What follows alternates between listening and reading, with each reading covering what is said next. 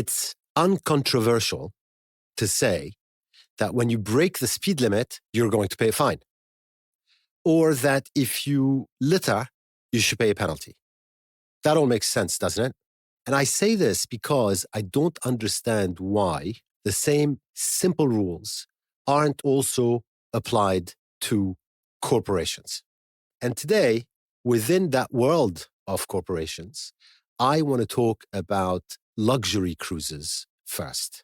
So luxury cruises involve giant boats that take you to perfect vacation spots, or at least that's what they say, to unplug from the chaos of everyday life without ever having to wait in line anywhere, including at airports, for example, or drag bags from hotel to hotel. So I can understand why people might like luxury cruises. What I don't get is why 47, just 47 of the cruise ships owned by the world's largest cruise operator, a company called Carnival Corporation, are permitted to emit more sulfur dioxide in European waters than all of Europe's 260 million cars combined. So that's 47 cruise ships polluting more in terms of sulfur dioxide than all of Europe's 260 million cars. It's just incredible. And it's even more incredible because guess how much they pay for emitting all that poison? That's right. They don't pay anything. Zero. They are allowed to pollute free of charge. And this thing, sulfur dioxide, is not just any poison. It causes irritation of the nose, irritation of the throat, nausea, vomiting, and stomach pain. It also damages your airways and your lungs. Now, why is it that these ships are allowed to pollute freely and not pay a penny for any of it? Now, that company I refer to, the owner of these 47 boats, Carnival Corporation, is actually a big, bad company.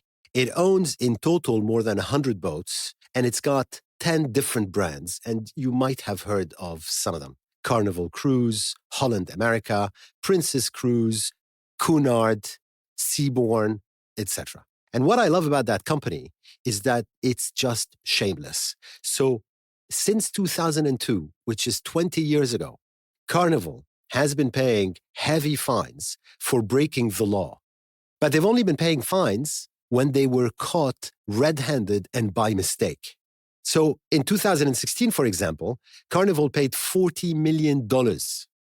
At that time, the largest criminal penalty ever imposed for international pollution by a ship, because it was illegally dumping oil-contaminated waste into the sea. And then it was trying to cover it up.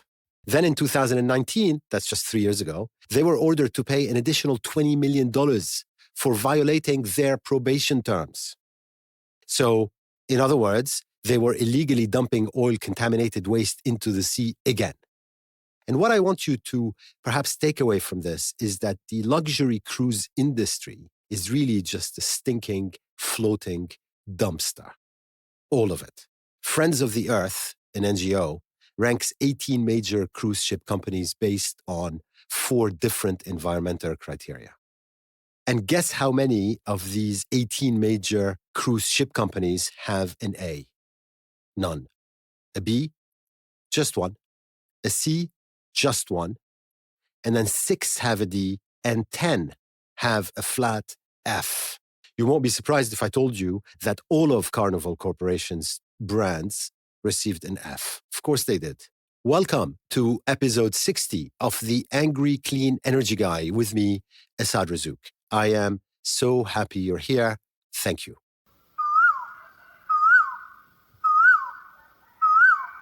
What I was talking about, luxury cruise ships, is just a tiny little segment of the shipping industry.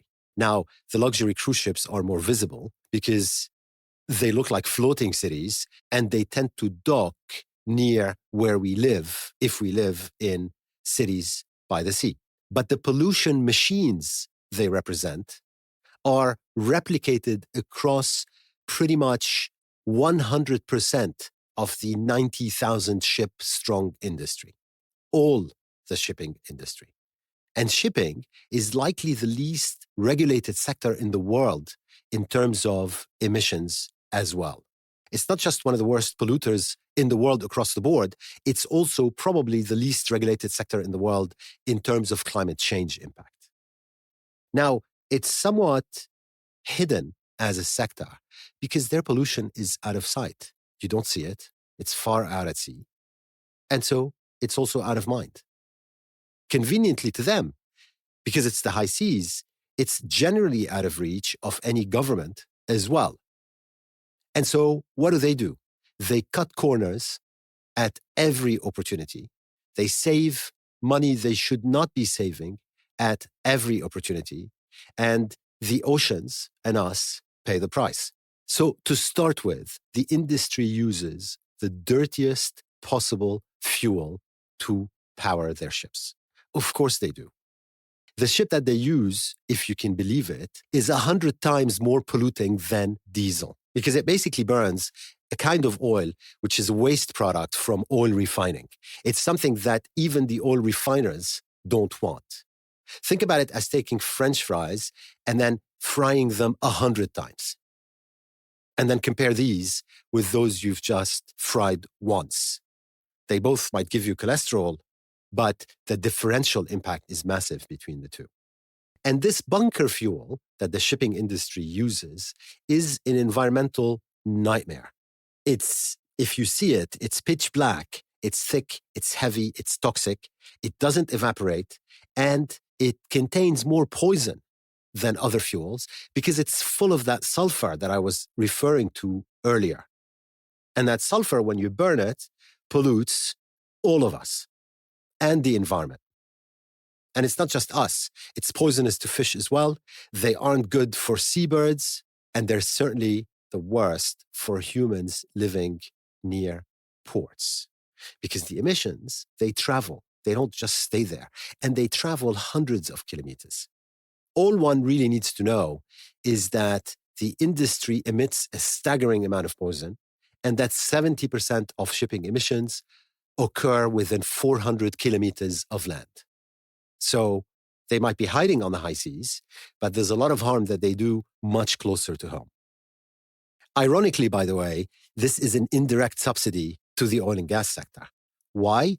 Because if the shipping industry wasn't buying that waste product from refining oil, the oil and gas industry would have to do something with it, and it would have to dispose of it safely, which is an extremely expensive proposition. I tried to find a proper number for the cost of that subsidy, and estimates are hard to come by, but ballpark, it's about $450 billion worth, that's billion, in avoided cleanup costs, which the oil and gas industry did not have to pay for because the shipping industry is taking its garbage and fueling ships with it. Now then, the industry dumps its plastic in the open oceans. Of course it does. And it dumps its trash and its excess oil and dirty wastewater. So that's sewage that they barely treat before just dumping it full of toxic contaminants, bacteria, and heavy metals, if you can believe it. And then all of that, of course, goes and harms the marine ecosystems. And if that weren't enough, the shipping industry is also responsible for about 1 billion tons of carbon a year. So if you think about that as a country, it would be number 6 in the world in terms of carbon emissions pollution. And these emissions aren't going down. They're actually going up. And they are expected to be up to 5 times higher over the next 3 decades. Now, at the same time, you'll hear that shipping is incredibly important because 90% of global trade travels around on ships. And that's correct. So every day, the stuff in your supermarket, in your car dealerships, in your shopping centers is coming to you via ships, or at least 9 out of 10 items shipped halfway around the world are sent on boats. And so what's the problem? Important industry, which is basically gone rogue and polluting at will and hardly paying any price. You would think somebody's watching that shop. Well, actually, there is somebody. It's called the International Maritime Organization. But as you've probably guessed, the International Maritime Organization, or IMO, isn't really doing much at all. It's clearly not fit for purpose.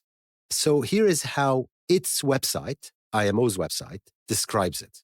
It describes it as the United Nations specialized agency with responsibility for the safety and security of shipping and the prevention of marine and atmospheric pollution by ships. That's from their own website. I suggest they rewrite that as soon as possible.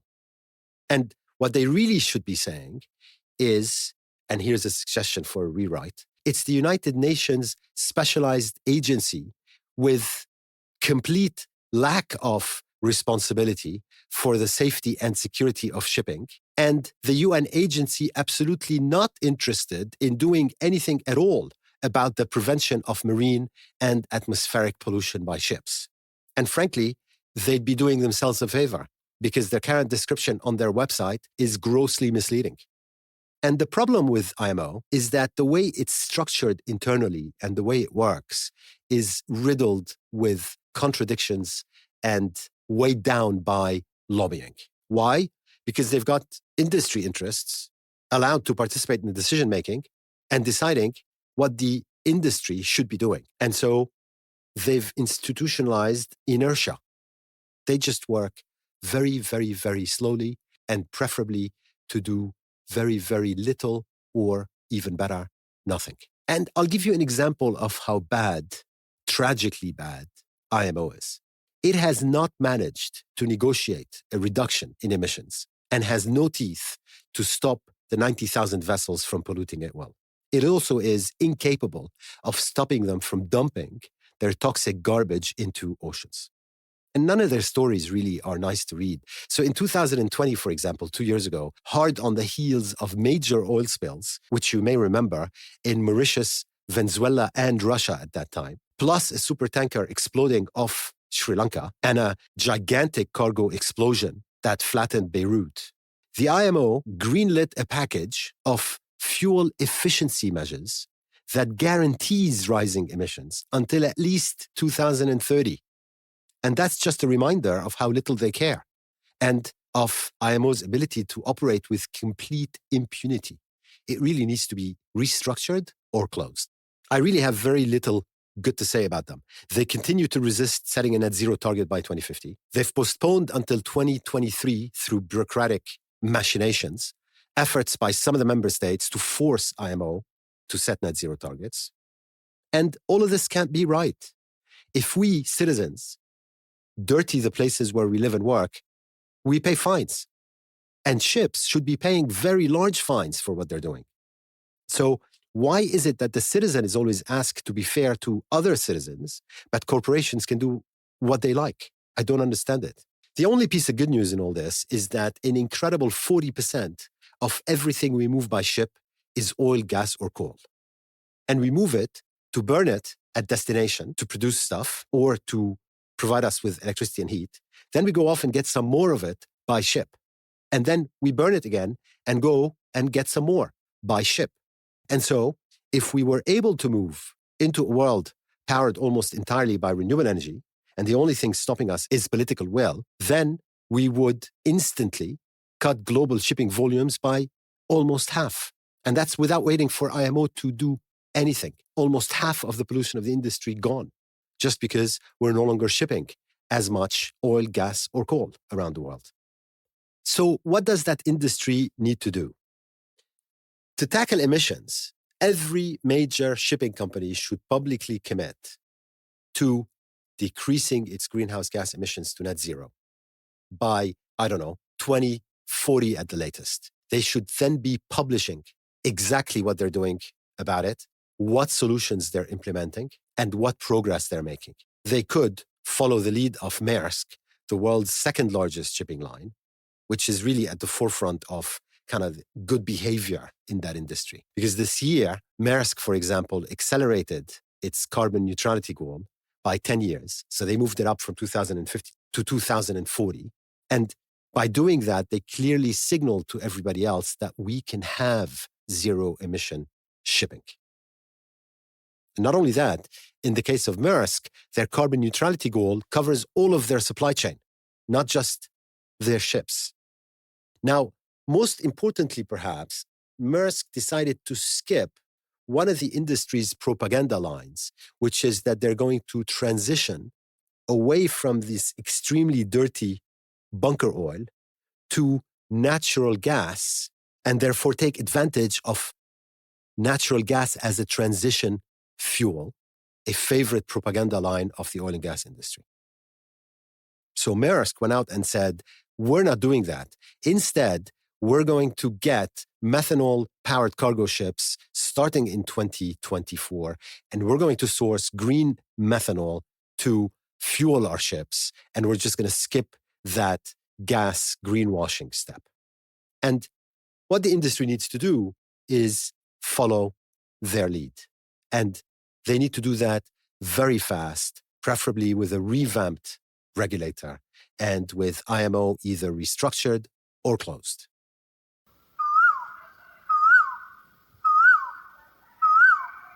If you look up recent articles on this topic, you'll see a fascinating collection about this LNG-powered ships transition fuel business that I was referring to. Unsurprisingly, it turns out that methane leaks from ships using liquefied natural gas as fuel make the ships dirtier than ones using diesel or even heavy fuel oil. And the reason it's not surprising is because of leakage across the natural gas value chain, from extraction to transportation. And you know what the best part is? That ship powered by LNG leaks more than 3% of LNG as it travels.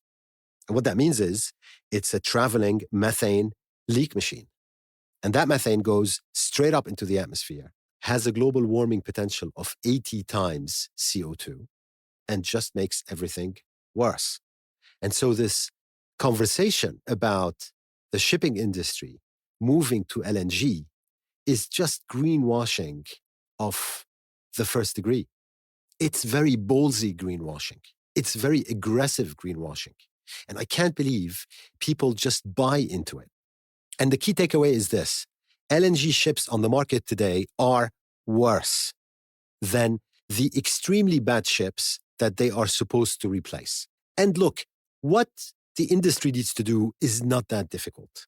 First, they need to be regulated to stop the pollution in our cities that they generate. And so to do that, when they dock in a port, they must be forced to use electricity from onshore sources.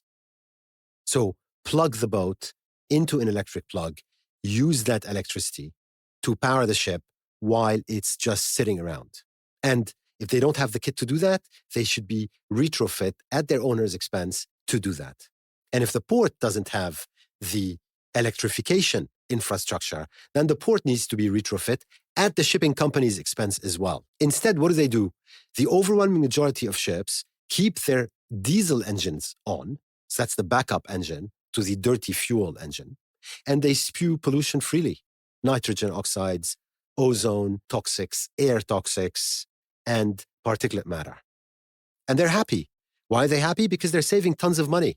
Marine fuel costs are cheaper than electricity because pollution isn't accounted for. And so we have to pay for it. And guess what? We pay for it with our health, with contingent liabilities in our healthcare system. So governments need to ensure that the IMO's hands are forced into requiring onshore power, and governments should make sure that the shipping industry pays the bill for all that. There's still a lot to be done on air pollution from shipping, even in sophisticated markets from an environmental perspective. So even now, in 2022, half of Europe's ports don't have that onshore power supply infrastructure that I was just talking about, and neither do 85% of US ports. That really is not on. The other thing the shipping industry should be doing is it should be mandated to have proper sewage systems in the boats, advanced wastewater treatment systems. They should also be forced to publicly report on what they're doing on the high seas.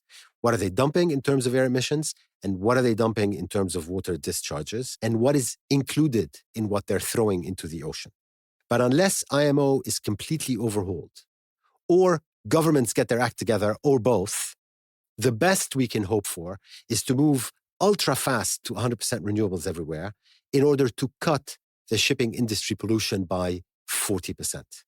Now, meanwhile, please skip the well-earned luxury cruise that you were about to go on. Why? Because that ship you're getting on is just a floating garbage trash can. Thank you so much for listening to this episode 60 of the Angry Clean Energy Guy with me, Asad Razouk.